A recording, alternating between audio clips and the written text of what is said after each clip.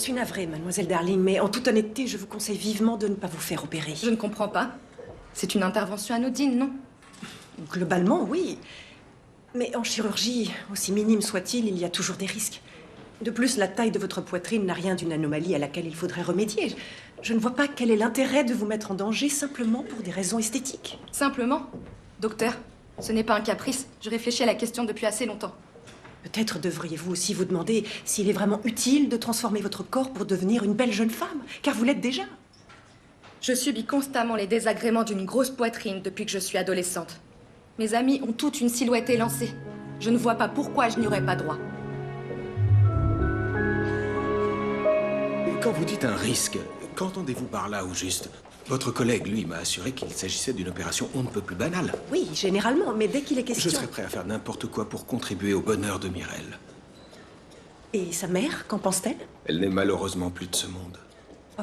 C'est à moi désormais de veiller à ce que ma fille soit heureuse et je paierai le prix qu'il faudra pour m'en assurer. Ce n'est pas une histoire d'argent, monsieur Darling. Rien ne garantit le bon déroulement d'une opération, en particulier si elle comporte une anesthésie. Mais celle-ci est-elle dangereuse? Ni plus ni moins que toute autre intervention chirurgicale. Dans ce cas, vous allez la réaliser. Où étiez-vous passé? J'avais une affaire à régler. N'enlevez pas votre chapeau, on nous a appelé pour un incendie dans le quartier pauvre. Crabtree est déjà sur les lieux. Il y a un mort, à ce qui paraît. J'y vais.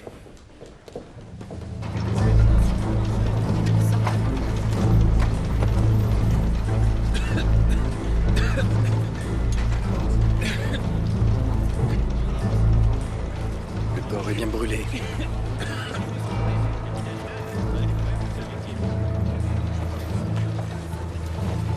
Pas de portefeuille.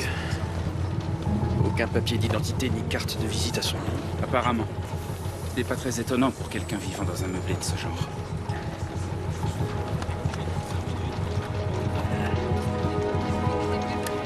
Un fumeur, ça expliquerait la cause de l'incendie.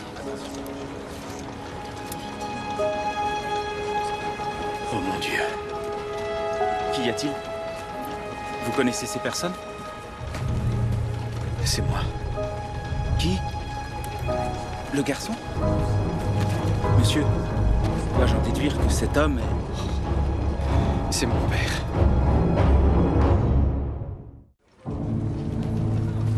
Très bien, je vous remercie. Vous devriez peut-être... Vous voulez vous asseoir un moment? Je veux bien, George. Est-ce que vous avez pu parler au propriétaire? Non. Selon l'un des locataires, il est en déplacement. Y a-t-il quelqu'un parmi eux qui connaissait Monsieur Murdoch? Il semblerait qu'il ait emménagé tout récemment. Il faut que je récupère ses affaires. Le chef des pompiers ne veut pas qu'on entre. Il dit que c'est encore trop dangereux.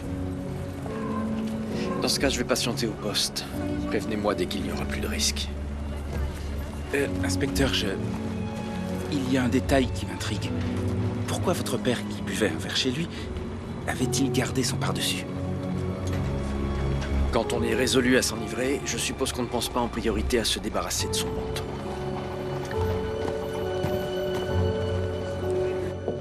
William, je suis vraiment navrée. Oh, merci, mais il n'y a pas de quoi. Je sais bien que tu n'étais pas proche de lui, mais ce n'est jamais facile de perdre un parent. J'imagine que non. Pourtant, cela me semble pas autrement douloureux. Il faut que je l'annonce à mon frère.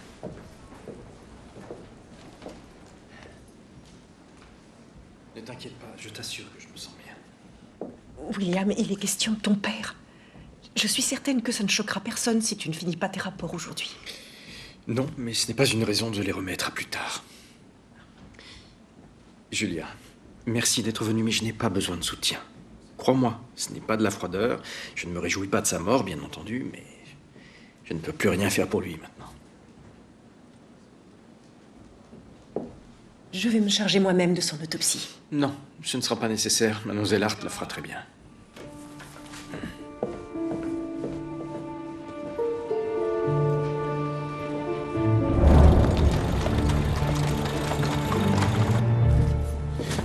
Monsieur, regardez ce sac en toile. Le feu l'a beaucoup abîmé, mais il ressemble au modèle qu'on donne aux détenus à leur libération. Il est vrai que Harry Murdoch a eu quelquefois des démêlés avec la justice. Qu'est-ce que c'est? des affiches. Dieu, le paradis, la rédemption.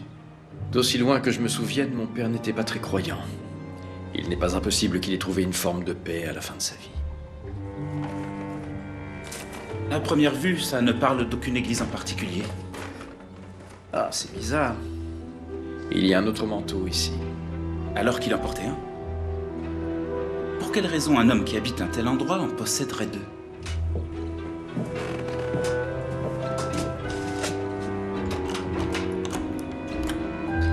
Ce n'est pas la bonne clé. Peut-être ne vivait-il pas ici. Je me suis à nouveau entretenu avec les voisins. Aucun d'entre eux n'a jamais croisé l'occupant de cette chambre, en fait. Peut-être que le vrai locataire est récemment sorti de prison et qu'il a logé Harry chez lui alors qu'il devait s'absenter pendant quelques jours. Sans son sac? Monsieur, j'hésite à le dire, mais j'ai tout lieu de penser que... il pourrait s'agir d'un acte criminel. L'explication la plus évidente, c'est que deux ivrognes se partageaient une bouteille. Au moment où le feu a éclaté, seul l'un d'eux a pu sortir de sa torpeur à temps pour échapper aux flammes. Et personne ne sait où il a bien pu passer? Avouez quand même que c'est suspect. Certes, c'est étrange, mais pour en savoir plus, il faudrait déjà le retrouver. Justement, j'ai une bonne nouvelle. On a enfin pu mettre la main sur le propriétaire du bâtiment et on l'amène au poste. Parfait. Nelson, c'est comme ça qu'il s'appelle. Mais est-ce que c'est son nom de famille ou de baptême? Je demande aux gens à loyer, pas de me raconter leur vie. Quand a-t-il pris cette chambre? C'était la semaine dernière, mercredi ou bien jeudi. D'où arrivait-il? Je pose pas ce genre de questions. Pourriez-vous me le décrire? Ah, je lui donnerais dans les 60 ans, les cheveux grisonnants, mal peignés, plutôt longs pour un homme. Et est-ce qu'il vous a dit où il vivait avant d'emménager ici? Inutile. La plupart des hommes qui louent chez moi sortent tout juste de prison. Nous avons son nom, Nelson, ainsi que sa description, mais on ignore toujours où il est. Il sait peut-être ce qui est arrivé à votre père. Il est probable qu'il était là durant l'incendie. Il faut le retrouver. Monsieur, si tant est qu'il ait d'autres détails, quelle importance? Aucun crime n'a été commis. Cet homme est sans doute le dernier à avoir vu votre père en vie. Vous ne voulez pas lui parler? Je n'en vois guère l'intérêt, pour être franc avec vous. Messieurs, je sais d'où vient cette mystérieuse clé. C'est celle d'un meublé situé dans Queen Street. Le propriétaire a confirmé qu'un homme la louait depuis près d'une semaine et qu'il s'était présenté sous le nom de Harry. Bon travail, George. Je n'ai plus qu'à régler son loyer et prendre ses affaires.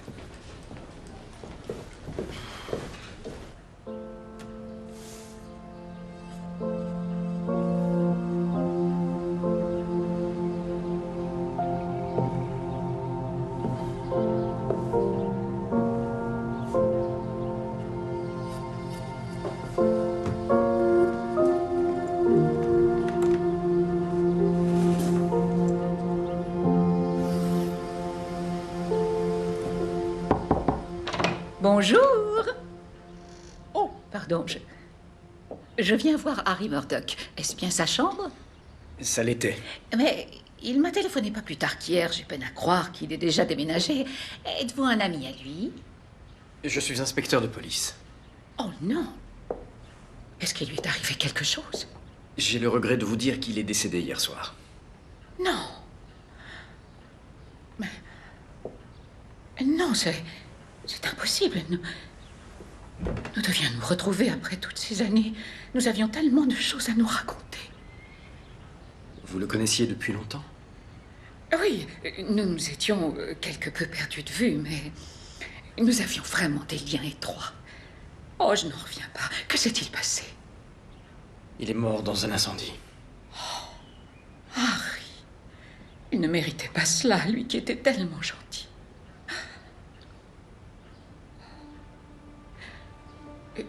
Une minute. Vous dites que vous êtes inspecteur? Je comprends maintenant. Vous êtes son fils, c'est ça? Oui. William. Il vous parlait de moi? Oui, bien évidemment, mais il se trouve qu'on se connaît déjà, mon cher. Suzanne Kelly, vous ne vous souvenez pas de moi?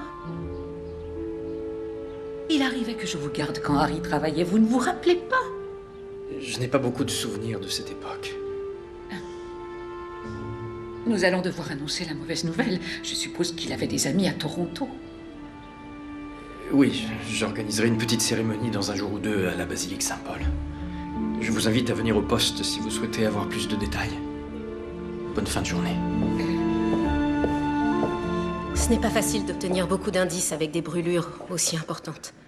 Cela dit, il me paraît très vraisemblable qu'il y a eu lutte. Il s'est battu. Il a été agressé. Quant à vous dire s'il s'est défendu, ça, je n'en sais rien. Comment qualifieriez-vous cette agression? Plutôt violente? Son osioïde a été brisé. Tous les autres indices potentiels ont brûlé. Il a été étranglé. Oui. Il n'y avait aucune trace de suie dans ses poumons. C'est pourquoi je pense qu'il est mort avant l'incendie. Je suis désolée, inspecteur.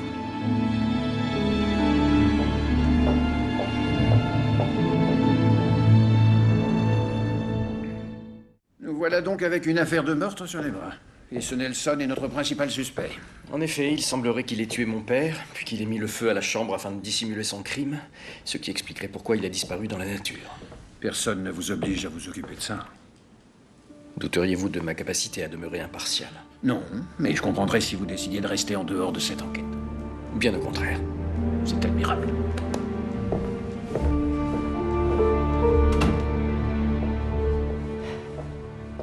Je viens vous informer que je ne réduirai pas la poitrine de Mireille Darling. Elle est votre patiente? Je pense que cette opération est inutile. Je ne crois pas que ce soit le point de vue de la patiente. Non, mais c'est le mien.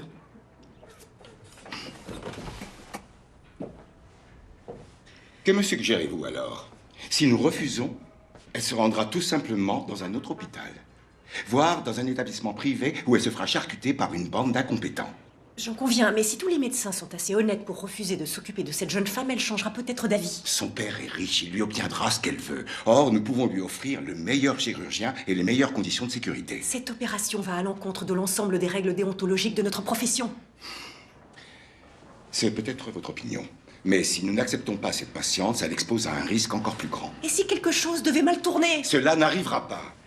Mais enfin, on ne peut pas en être certain, c'est justement ce que je vous explique. Cela n'arrivera pas parce que ce n'est pas vous qui allez opérer cette demoiselle. Si vous êtes incapable d'assumer les responsabilités d'une telle intervention, je saurai parfaitement m'en occuper moi-même.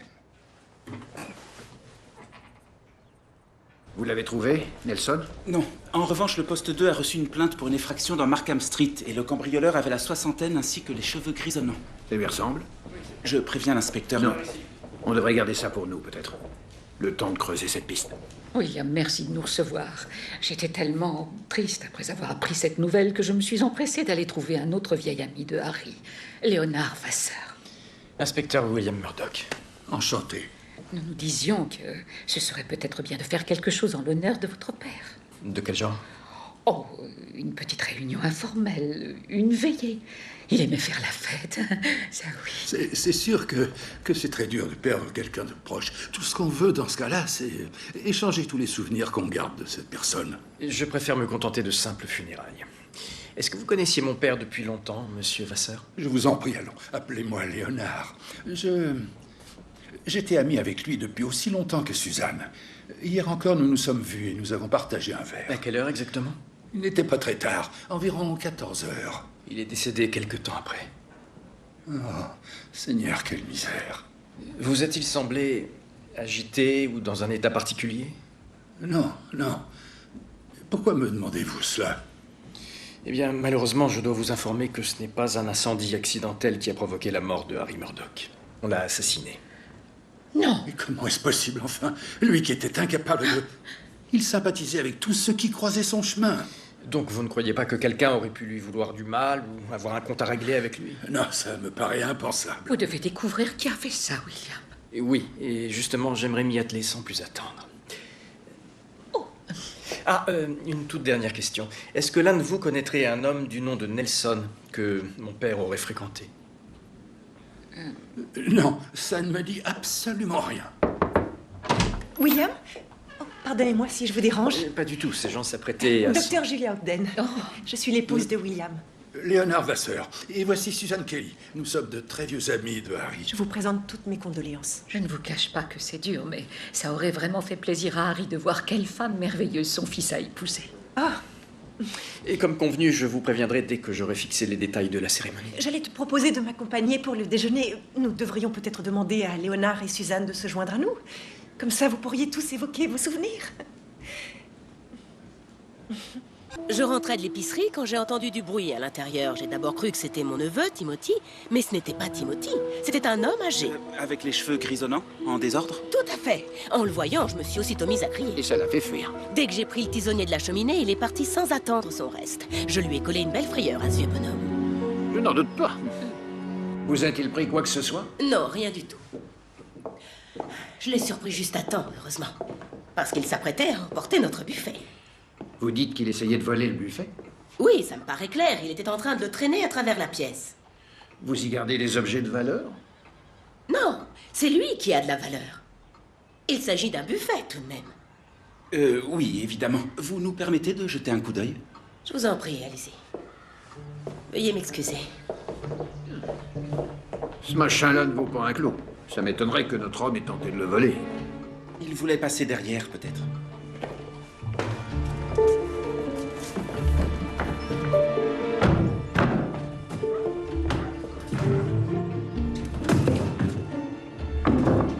Monsieur, il n'a pas déplacé le buffet parce qu'il le gênait. Il voulait monter dessus, en fait.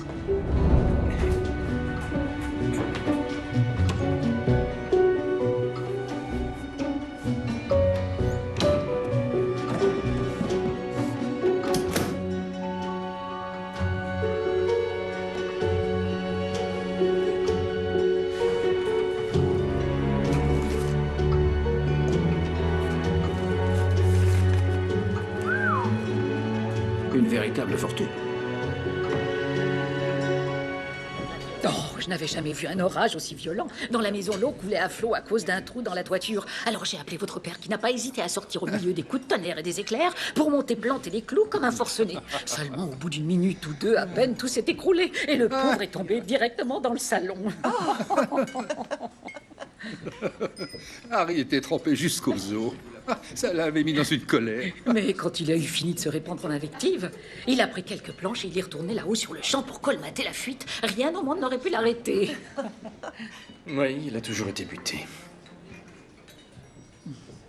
Cet été-là, Léonard a passé beaucoup de temps avec nous. Vous avez donc connu William Petit? En effet, je n'irai tout de même pas jusqu'à dire que je vous avais reconnu, mais c'est vrai que je passais régulièrement vous rendre visite à cette époque et je me rappelle à quel point vous étiez en admiration devant votre père. De nombreuses années ont passé depuis. Quoi qu'il en soit, il tenait beaucoup à vous. Il était tellement fier que vous soyez entré dans la police. En admettant qu'il est vraiment nourri de tels sentiments, il ne m'en a jamais fait part. Ni à mon frère. Mais ce qui m'importe le plus, maintenant que mon père a disparu, c'est qu'on arrête son meurtrier. Alors si vous voulez bien m'excuser. Messieurs, j'ai interrogé la propriétaire de la maison et elle ignorait qu'il y avait quelque chose de caché dans l'horloge. Alors quoi? Quelqu'un de son entourage y a glissé 500 $ en passant? Eh bien, elle dit que l'horloge était déjà là quand elle a emménagé. Je suis donc allé me renseigner auprès du cadastre et j'ai découvert que parmi les précédents propriétaires figurait une certaine Elizabeth Nelson. Nelson? Quand a-t-elle vendu la maison? En 1886. Cela dit, je pense que la clé de cette affaire se trouve encore plus loin. Pourquoi? C'est simple, les billets que nous avons découverts ont été émis par la Dominion Bank et elle a mis fin à ses activités en 1878. Ça fait presque 30 ans. Oui, elle a été rachetée par la Toronto Imperial. Alors je suis allé au siège de cette dernière où on m'a dit qu'après l'acquisition, tous les billets mis en circulation par la Dominion avaient été échangés. Un employé qui les récupérait a pu décider d'en garder un peu. En temps normal, la nouvelle banque les détruit. Et de plus, elle relève leur numéro pour s'assurer de ne pas racheter un même billet plusieurs fois. Oui, c'est exactement ce que l'Imperial a fait. Cependant, certains billets n'ont pas été récupérés. Ils ont dû être oubliés ou perdus. Tenez, cette coupure de 10 $ n'a jamais été rapportée. Et d'ailleurs, il y en a toute une suite du même montant et tous ces billets ont été invalidés. Tous ces numéros de série se suivent. On les aurait volés alors? Non, pas volés. Il est écrit là qu'ils ont été utilisés afin de payer une rançon.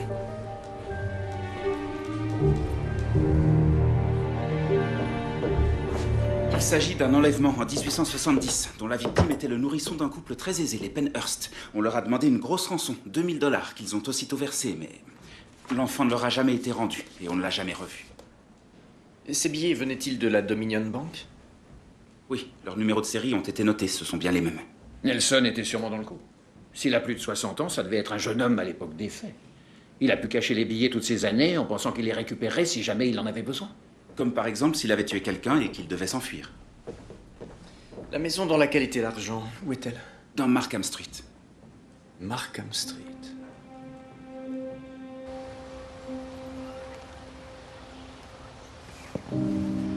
Je suis déjà venu ici. C'était durant l'été où j'ai rendu visite à mon père, en 1870 si je ne me trompe. L'année où le petit Penhurst a été enlevé. Rien ne prouve que votre père y ait été mêlé de près ou de loin. Il a vécu ici et il connaissait l'homme qui voulait récupérer l'argent. Il est inutile de prétendre le contraire. Mon père a participé activement à cet enlèvement.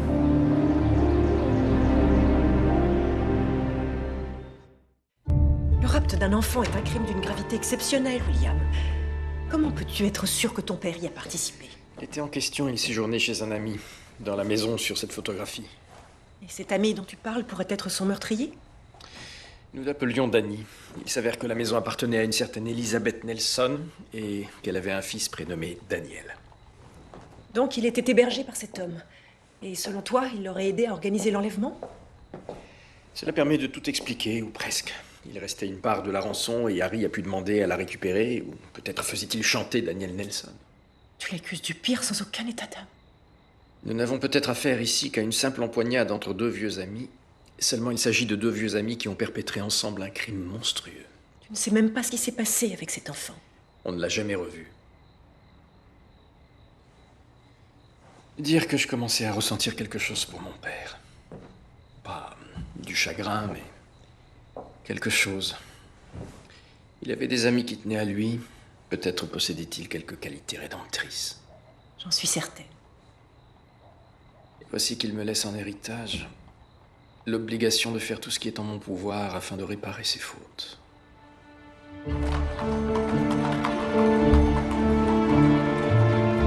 Messieurs, j'ai enquêté sur ce Daniel Nelson. Il fait des allers et retours en prison depuis des dizaines d'années, mais toujours pour des délits mineurs, des vols ou des bagarres d'ivrogne. Et concernant l'enlèvement? C'est là que ça devient intéressant. Pendant l'année qui a précédé les faits, il travaillait comme jardinier chez les Penhurst. La maréchaussée l'a interrogé, bien sûr, mais il a été disculpé grâce à un alibi. Un alibi assez crédible? Je n'ai aucun mal à croire qu'il était excellent. Monsieur Nelson avait un alibi parce qu'il a agi avec un complice, Harry Murdoch. Navré, monsieur, j'imagine combien c'est difficile d'apprendre cela sur son père. En tout cas, il est trop tard maintenant pour le traduire en justice. Mais Monsieur Nelson, lui, court toujours. Il a enlevé un enfant il y a plus de 30 ans et tout porte à croire qu'il a aussi tué mon père. Nos agents sillonnent les rues et contrôlent quiconque correspond à sa description. Il y a forcément quelqu'un qui sait où il est. Il vient de sortir de prison, non? Exact, ça fait moins de 15 jours. Il n'était sûrement pas tout seul dans sa cellule.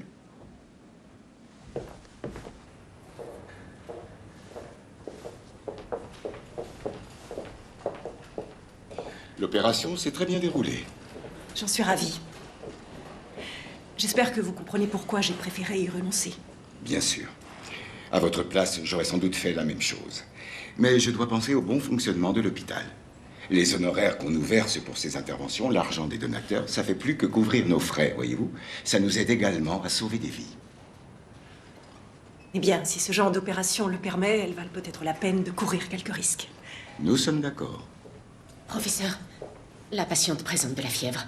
Et son pouls? Il est à 105. Elle a également des difficultés à respirer.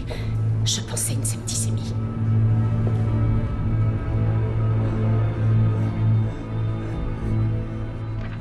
Vous avez partagé la cellule de Daniel Nelson?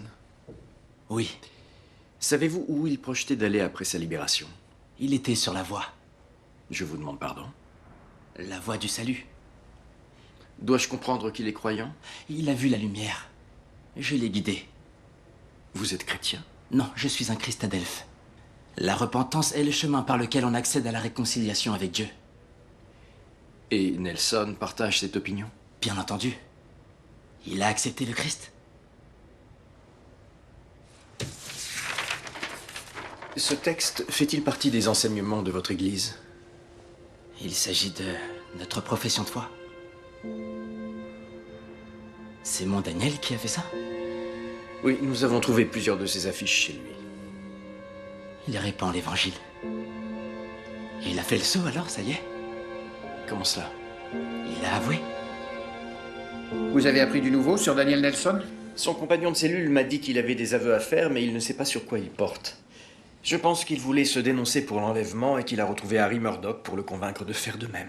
C'est pour ça que votre père avait une de ses affiches chez lui. Ce qui laisserait entendre qu'ils se sont rencontrés là-bas pour en parler avant le soir du meurtre.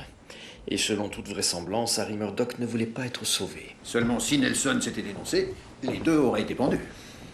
Je pense que Harry s'est rendu chez Nelson avec l'intention de le supprimer pour que personne n'entende ses aveux.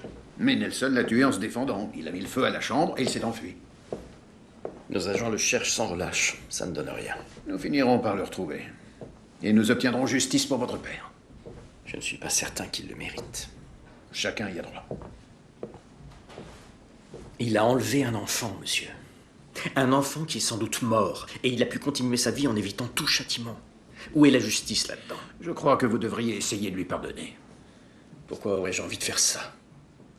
Mon père n'était pas non plus un saint, mais je préfère ne garder de lui que les bons souvenirs. Et je vous conseille de faire pareil. Monsieur, il n'est pas question que je m'oblige à ressentir de la compassion envers un homme aussi abject, simplement pour qu'ensuite je puisse avoir l'esprit tranquille. Peut-être, mais vous y viendrez avec le temps. Qu'en savez-vous? Vous dites ça parce que vous avez accordé votre pardon à votre père? Ou parce que vous espérez celui de votre fils? Vous insinuez quoi? Quand un homme tourne sciemment le dos à sa famille, il ne peut pas rentrer chez lui sur un coup de tête tout en imaginant qu'il sera excusé sans même devoir s'expliquer. Je vous suggère de sortir de mon bureau avant que vous n'en disiez trop. Tu es en colère. Et après? Cette colère vient du fait que tu éprouvais un certain attachement pour lui. Je m'attendais à mieux, voilà tout. Pourquoi espérais-tu que ton père ait changé? Tu ne l'avais pas revu depuis 10 ans. Pour être honnête, ce n'est pas tout à fait vrai. Vous étiez en contact? Il m'a envoyé un télégramme la veille de son décès. Ah bon? Qu'y avait-il écrit? Il souhaitait s'entretenir avec moi. À propos de quoi, je l'ignore. Ainsi, tu pensais qu'il avait pu changer? Je me suis laissé aller à entrevoir cette possibilité. J'ai cru qu'il allait me présenter des excuses, ou au moins qu'il voulait qu'on se réconcilie. C'est peut-être ce qu'il voulait? Peut-être bien qu'elle y a songé. Seulement, au lieu de venir retrouver son fils, il a passé la journée à boire avec un vieil ami et ensuite il est parti tuer un autre homme. C'était mon père, mais c'était un bon à rien, jusqu'à son dernier soupir. Bien sûr que je suis en colère. Je suis en colère et j'ai honte aussi. Harry Murdoch est mort alors qu'il tentait de tuer un homme. Non, il n'aurait jamais pu faire une chose pareille. Quel souvenir avez-vous de l'été 1870? C'est l'année où j'étais venu le voir. Effectivement. Enfin, maintenant que j'y réfléchis, nous ne l'avons pas vu souvent cette année-là. J'en avais déduit qu'il s'occupait de vous. En fait, il passait sans doute la majeure partie du temps en compagnie d'un dénommé Daniel Nelson. La dernière fois, vous avez déjà parlé de cet homme. Qui est-ce? Un criminel qui a organisé l'enlèvement d'un enfant. Par tous les saints. Et vous croyez que c'est lui qui a tué Harry? En légitime défense, semble-t-il. Eh bien, il faut le retrouver et le remettre à la justice. C'est votre devoir. Monsieur, on a du nouveau. Il est là-bas. D'accord, merci. Je vous envoie. Vous êtes sûr que c'est Nelson? Oui, le prêtre affirme qu'il a passé les 2 derniers jours ici. Bonjour. Inspecteur William Murdoch de la maréchaussée de Toronto. Êtes-vous Daniel Nelson? William, enfin. Je suis tellement content que vous soyez là. Une minute. Vous êtes content de voir la police? Bien sûr. Il est temps pour moi de faire des aveux. Je suis responsable d'un meurtre. On a eu l'idée pendant l'été 1870. En théorie, c'était un plan qui devait se dérouler sans accroc. J'étais employé chez des bourgeois, je connaissais bien les lieux. Il suffisait d'enlever le petit et d'exiger une rançon pour le libérer. Mais ça a mal tourné. Quand on est allé à l'endroit où on devait récupérer l'argent, on a laissé le gamin tout seul. L'un de nous était censé rester à ses côtés pour veiller sur lui, mais... Entre nous, on ne se faisait pas confiance. Qu'est-il arrivé? On l'a mis sur des coussins avec une couverture. C'est ce qu'on fait d'ordinaire, non? Quand on est revenu le voir, Il s'est étouffé avec la couverture. C'était notre faute. La cupidité avait fait de nous des tueurs. Depuis ce jour-là, j'ai toujours éprouvé un grand manque dans ma vie. Vous aviez eu l'argent, pourtant. Oh, je pouvais pas me résoudre à le dépenser. J'avais du sang sur les mains. Alors j'ai caché ma part de la rançon en pensant qu'un jour je me sentirais moins coupable, mais non. Vous êtes tout de même revenu la chercher? Je voulais la rendre et avouer le rôle que j'avais eu. Harry Murdoch a dépensé tout son argent. Oui, c'est ce que j'ai cru comprendre. Il ne ressentait pas autant de culpabilité. Bien sûr que si. Il a peut-être dépensé la part qui lui revenait, mais cette histoire n'a jamais cessé de le tourmenter. Ce n'est pas ce que j'ai pu constater. Il était rongé de l'intérieur par le remords, ça se voyait au quotidien. Je ne me rappelle pas qu'il ait été une seule fois en état d'ivresse avant cette journée tragique. Il ne souffre plus, c'est déjà ça, même si son âme demeure à jamais souillée. Vous lui avez dit de se livrer à la police? Il n'était pas prêt. Il envisageait de le faire, seulement il lui aurait fallu un peu plus de temps. S'il s'était dénoncé, ses aveux auraient eu bien plus de poids que les miens. C'était le seul à connaître l'endroit où le cadavre est enterré. Donc, Harry Murdoch, n'ayant aucune envie de se dénoncer, est venu vous trouver pour vous empêcher de le faire. Non, non, il n'a jamais voulu m'en empêcher. Pourquoi l'avoir tué, alors? Inspecteur Murdoch, je me tiens là, face à vous, et devant le Seigneur Jésus-Christ en personne, bien décidé à vous avouer tous les péchés que j'ai commis. Je n'ai en tout et pour tout qu'une seule mort sur la conscience, celle de cet enfant. Ce n'est pas moi qui ai tué votre père. Il n'aurait pas dû accepter. Qui? Forbes. Je l'avais mis en garde. Ce n'est pas la faute du professeur. J'étais à ses côtés du début à la fin. Il a fait tout ce qu'il pouvait. Il n'aurait jamais dû l'opérer. C'est son travail. C'est notre travail. Notre travail consiste à aider les patients et non à les mettre en danger. Il tue une jeune femme et il fait comme si de rien n'était. Il devra en assumer les conséquences. Les gens se présentent ici pour toutes sortes de raisons. Raisons qui leur appartiennent. Nous ne sommes pas en mesure de jouer les difficiles. Nous pouvons seulement faire du bon travail. Et tout ça doit rester entre ces murs. Libre à vous de fustiger le professeur Forbes. Mais il a fait de son mieux.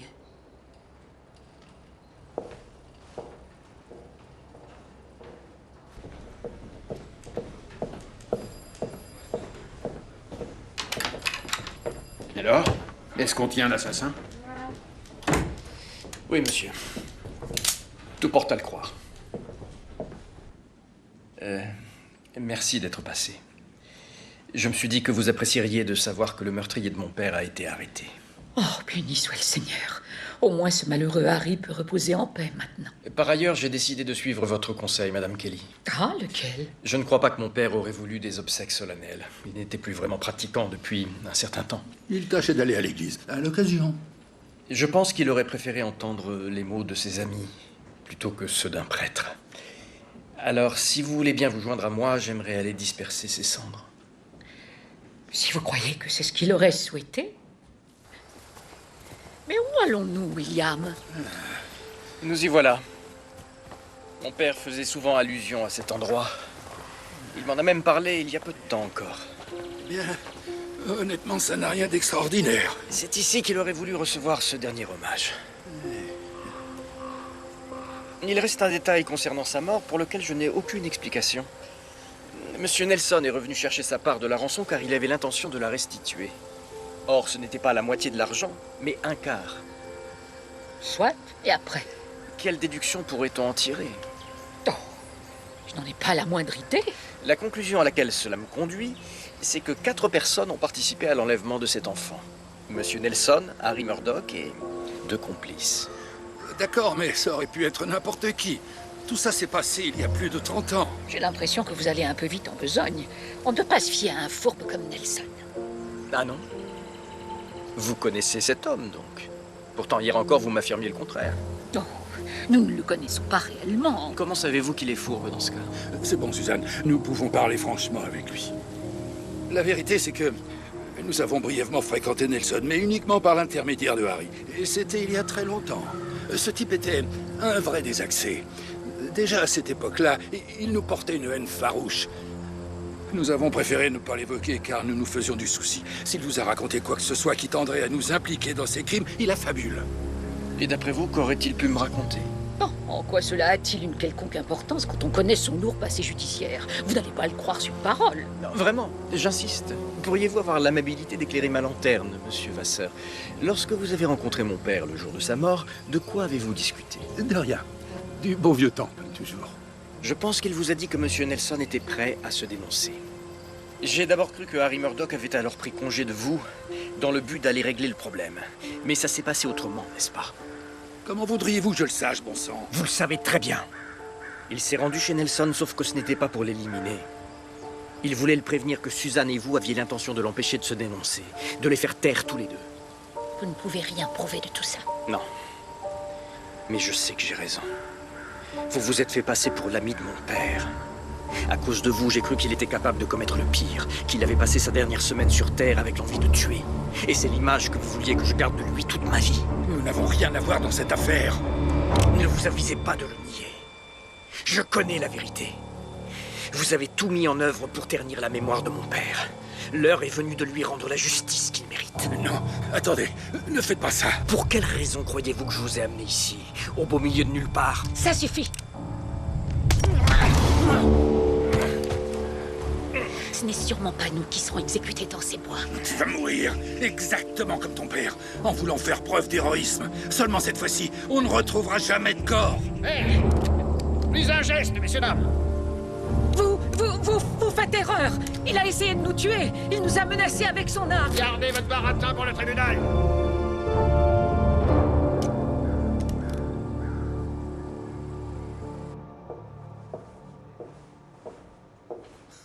Monsieur Darling, je vous prie d'accepter mes condoléances. Je vous remercie. Personne n'aurait pu se Ce douter. médecin a eu tort de procéder à l'intervention. Tout est sa faute. S'il savait que ça présentait des risques, il n'aurait pas dû réaliser cette opération. Il lui revenait de nous avertir, comme vous, docteur. Monsieur Darling, le professeur Forbes est l'un des meilleurs chirurgiens du pays. S'il se fait renvoyer de cet hôpital, ça ne changera rien du tout, malheureusement. Son poste reviendra à quelqu'un de moins compétent. Et plus de patients viendront à mourir. Ma fille. Je sais, croyez-moi, je suis vraiment navrée. Vous n'avez toujours rien qui nous incrimine. Mis à part le fait que vous avez reconnu avoir tué Harry Murdoch. Vous aurez tout loisir de contester la véracité des propos de monsieur Nelson pendant votre procès. Mais j'ai l'impression que le jury trouvera son témoignage hautement crédible. Surtout quand ses aveux seront corroborés par ceux de mon père. Votre père n'a jamais rien dit. Non. Il n'en a pas eu l'occasion. Mais le jour de sa mort, j'étais censé le retrouver à cet endroit même. Il allait me raconter toute l'histoire et me montrer où l'enfant est enterré. Je suppose que ce n'est pas très loin d'ici. Il était bien décidé à racheter ses fautes. Maintenant, c'est fait. Messieurs.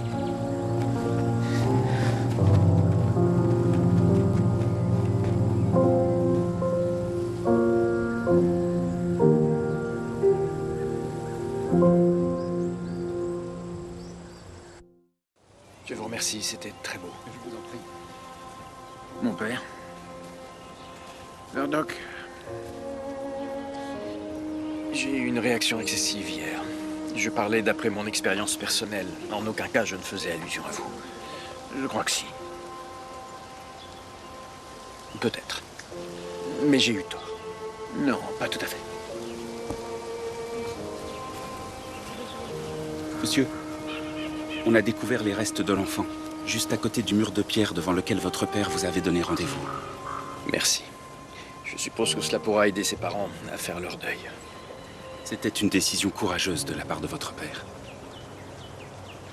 Mes plus sincères condoléances, monsieur.